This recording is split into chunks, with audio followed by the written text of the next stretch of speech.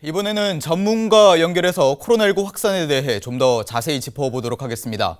전국에 코로나19 확진자가 1,000명을 넘었고 서울의 확진자도 계속 늘고 있습니다. 서울에서는 강동구의 한 교회에서 확진자가 나오기도 했습니다. 한국건강관리협회 서울서부지부 최윤호 내과 전문의 연결돼 있습니다. 안녕하십니까? 안녕하십니까? 예. 자, 확진자가 계속 늘고 있습니다. 지금 확진자 증가 속도 어떻게 보시는지요? 현재 매일매일의 확진자 수가 들쭉날쭉하긴 하지만 지금 러프하게 생각할 수 있는 건 전체 확진자 수 변화입니다. 예. 현재 국내 총 확진자 수가 이제 1,000명을 넘어서고 있고요. 네네. 이것은 다른 국가에 비해 이 월등히 지금 많은 숫자입니다. 비슷한 환경인 일본이 156명, 싱가포르이 90명인 것을 감안하면은 그만큼 한국 확진자 증가 속도가 굉장히 가파르다고 봐야겠습니다. 예, 그렇군요. 자, 이렇게 확진자가 계속 늘게 되면은 이 음압격리 병상이 자칫 모자라게 돼서 혹시 치료를 받지 못하게 되지는 않을까 우려하는 분들이 좀 계십니다. 어떻게 보시는지요?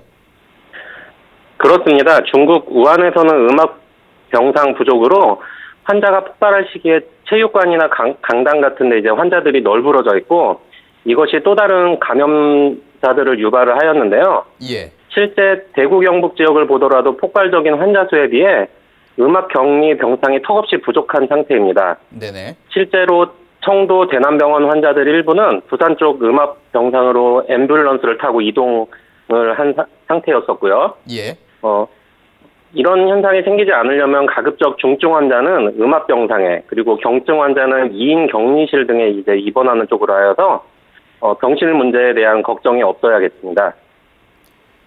그렇군요. 자, 현재 사망자도 점점 늘고 있습니다. 이 사망한 환자들 원인이 뭘까요? 뭐 성별이라든지 이 나이대 같은 특이점이 좀 있을까요? 국내 사망자도 10명을 넘어서고 있고요. 이제 사망의 이제 주요 원인으로는 이제 바이러스 폐렴으로 인한 급성 호흡 부전이나 다발성 장기 부전 등이 원인으로 생각해 볼 수 있겠습니다. 또한 사망한 환자들을 분석해 보면 절반 이상이 이제 5, 60대 이상의 이제 고령층이고 예. 만성 질환을 앓고 있는 것으로 보고되고 있고요. 네. 이것은 중국의 사례와도 비슷한 것 같습니다. 네. 자, 중국과 사례가 좀 비슷하다 이렇게 말씀을 해주셨는데, 자, 어제였죠. 25일에는 대통령도 직접 대구로 내려가서 현장 지휘를 했습니다. 이 예방적 차원에서 어떤 의미로 볼 수 있을까요? 이제 대통령께서도 이제 봉쇄 조치에 대한 언급을 잠깐 하시긴 했는데, 예. 요것은 이제 나중에 그런 의미가 다른 의미다라고 이제 말씀을 해주셨습니다. 그렇죠. 이 봉쇄 조치라는 것은 중국 우한처럼 도시의 모든 이동 경로를 차단하고 시민들의 사회 활동도 정부가 통제하겠다는 의미인데요. 어제 우리 정부에서도 이것은 그냥 열심히 차단하겠다라는 의미이지 중국 우한처럼 도시 전체를 폐쇄하겠다는 의미가 아니라고 어제 긴급 해명을 했습니다. 네. 감염병 때문에 도시 전체를 폐쇄 격리하는 조치가 유사일에 이제 중국에서 처음 있었던 일이라서 과연 이 조치가 어떻게 평가가 나올지는 좀 지켜봐야 할 것 같습니다. 자, 신천지 얘기도 좀 해보죠. 신천지 시설 봉쇄와 교인들에 대한 조치도 계속 이루어지고 있습니다. 현재까지 어떻게 진행되고 있고 잘 되고 있다고 좀 보시는지요? 대구 신천지교회 예배에 참석했던 교인 9,000명에 대한 전수조사가 진행되고 있는 것으로 알고 있고요. 예. 어제 경기도지사께서 직접 이제 과천 신천지 본사에 기습적으로 들어가서 교인 명단을 이제 압수 조치하는 행동들을 했고요. 예. 이것은 신천지에서 건네받은 명단들이 이제 투명하지 않다라는 그런 취지에서 이제 행한 조치들이고요. 네네. 이렇게 이제 명단을 투명하게 받아놓고 전수조사하는 조치는 잘하고 있다고 생각이 듭니다. 자, 그런데 서울에서도 이제 강동구의 한 교회에서 확진자가 나와서 좀 걱정이 큽니다. 이 대구 신천지와 같은 일이 벌어질까 우려가 되고 있는데 어떻게 보십니까?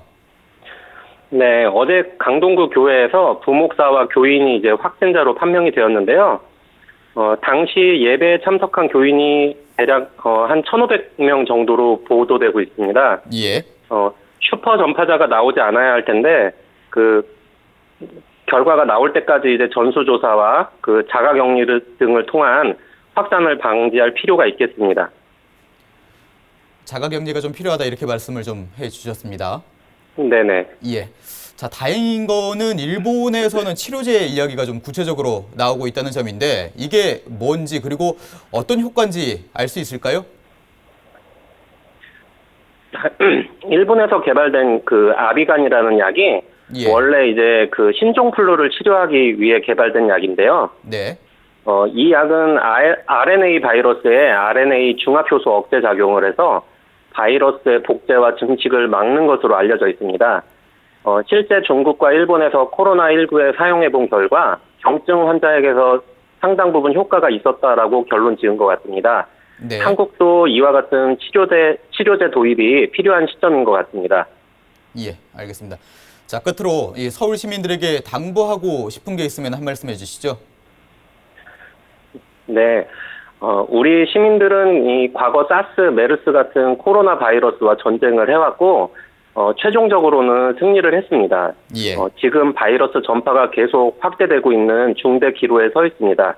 하지만은 이제 생즉사, 사즉생의 정신으로 시민, 정부, 의료진이 똘똘 뭉친다면, 시련은 있을지라도 능히 극복하리라 믿습니다. 예. 뭐 아무래도 지금 가장 중요한 게 마스크 착용 그리고 손 씻기와 같은 이 행동 요령을 지키는 거겠죠? 그렇습니다. 예, 알겠습니다. 자, 지금까지 한국건강관리협회 서울서부지부 최윤우 내과 전문의와 함께 코로나19에 대해서 얘기 나눠봤습니다. 오늘 말씀 고맙습니다. 감사합니다.